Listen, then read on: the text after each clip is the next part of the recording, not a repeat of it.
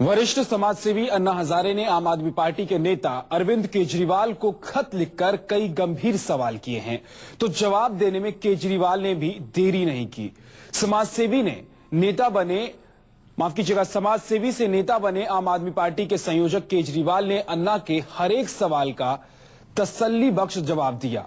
आंदोलन के पैसों पर राजनीति में इस्तेमाल पर भी अन्ना के तमाम आरोपों को केजरीवाल ने सिरे से खारिज कर दिया। साथ ही परोक्ष रूप से अन्ना की याददाश्त पर भी सवाल खड़े कर दिए।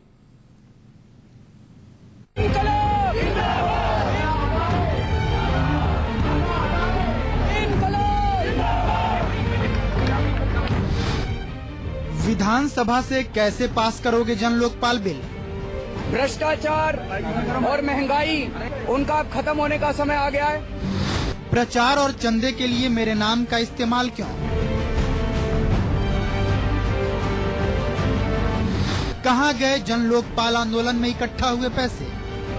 कुछ ऐसे ही चुभते हुए सवालों के साथ मशहूर समाजसेवी अन्ना हजारे ने अपने पूर्व सहयोगी और सामाजिक कार्यकर्ता से नेता बने अरविंद केजरीवाल को एक खत लिखा है, जिसके जवाब में केजरीवाल ने भी अन्ना को चिट्ठी लिखी है। जरा देखिए, जब अन्ना ने दिल्ली विधानसभा चुनाव के बाद आम आदमी पार्टी के जन लोकपाल बिल पारित कराने के दावों पर सवाल खड़े किए, तो जवाब में केजरीवाल ने क्या लिखा।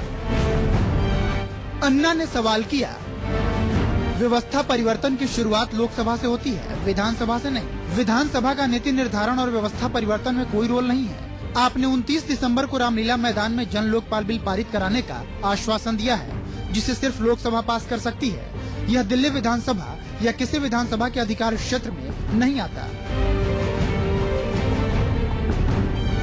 आप जानते हैं कि मैं, प्रशांत भूषण और हमारे अनेक सहयोगी कानून की बारीकियां समझते हैं। जाहिर है, दिल्ली विधानसभा द्वारा पास किया कोई भी कानून प्रधानमंत्री, संसद सदस्यों या केंद्र सरकार के अफसरों पर लागू नहीं होगा। लिहाजा हमने ऐसा कोई वादा नहीं किया। अन्ना ने अपने खत में आम आदमी पार्टी के चुनाव प्रचार और चंदे इकट्ठे करने में अपने नाम के इस्तेमाल पर नाखुशी जाहिर की, तो केजरीवाल ने इन दोनों आरोपों को ही सिरे से खारिज कर दिया। अन्ना ने सवाल किया, मेरा आपकी पार्टी और दिल्ली विधानसभा सहित किसी भी विधानसभा चुनाव से कोई लेना देना नहीं है।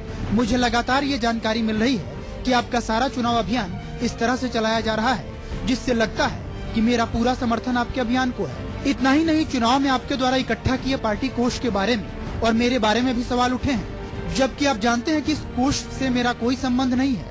मुझे सूचना मिली है कि आपने मेरे नाम का कोई कार्ड या सिम कार्ड बनाया है, जिससे भी कोष इकट्ठा हुआ है। मैंने तो कभी इसकी अनुमति ना आपको दी, ना किसी और को दी। पता नहीं आपको कौन लोग किस इरादे से ऐसी झूठी बातें पहुंचा रहे हैं। आपने जब से यह सार्वजनिक आग्रह किया था कि पार्टी के प्रचार में आपके नाम या छवि का इस्तेमाल न किया जाए, तब से हमने आपके निर्देशों का पालन किया है। अन्ना कार्ड के जरिए आम आदमी पार्टी के लिए एक भी पैसा चंदा इकट्ठा करने का सवाल ही नहीं उठता। इसके अलावा अन्ना ने जन लोकपाल कानून की खातिर अपने आंदोलन और अनशन के दौरान जमा हुए पैसों की जानकारी मांगी, तो केजरीवाल ने परोक्ष रूप से अन्ना की याददाश्त पर ही सवाल खड़े कर दिए।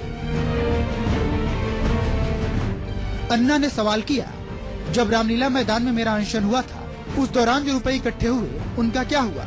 उसके बारे में मुझे कुछ भी पता नहीं। इसी तरह जंतर मंतर पर भी कोष इकट्ठा हुआ, जिसके बारे में मुझे कोई जानकारी नहीं है। लेकिन मेरा ये मानना है कि आंदोलन के नाम पर जो पैसे इकट्ठे होते हैं, उन्हें आंदोलन में ही खर्च करना चाहिए, चुनाव में नहीं। आयकर कानून के मुताबिक हम आंदोलन का पैसा चुनाव के लिए इस्तेमाल कर नहीं सकते। यह आयकर कानून का उल्लंघन होगा। जहां तक आपने रामलीला मैदान और जंतर मंतर के अनशन के दौरान इकट्ठे हुए पैसे के बारे में पूछा है, आपके इस सवाल से मुझे सबसे ज्यादा पीड़ा पहुंची है, क्योंकि इस सवाल पर एक बार नहीं बल्कि अनेक बार अनौपचारिक और औपचारिक चर्चा हो चुकी है। सामान्य और असाधारण ऑडिट हो चुके हैं। आपके द्वारा भेजी गई एक स्पेशल टीम भी हमारे सभी अकाउंट्स की चेकिंग कर चुकी है। इस सब के द्वारा जांच में संतुष्ट होने के बाद भी जब आप यह प्रश्न उठाते हैं, तो स्वाभाविक है कि मुझे दुख होगा। बहरहाल केजरीवाल ने अन्ना के सवालों के बेहद तफसील से जवाब भेजने के साथ एक बार फिर से उन्हें आम आदमी पार्टी के पक्ष में प्रचार करने का न्योता दिया है। लेकिन कभी संग संग रहने वाले इन दोनों समाज सेवियों के बीच खतों के जरिए संवाद के बाद ये सवाल उठता है कि आखिर इस सवाल जवाब के पीछे की हकीकत क्या है।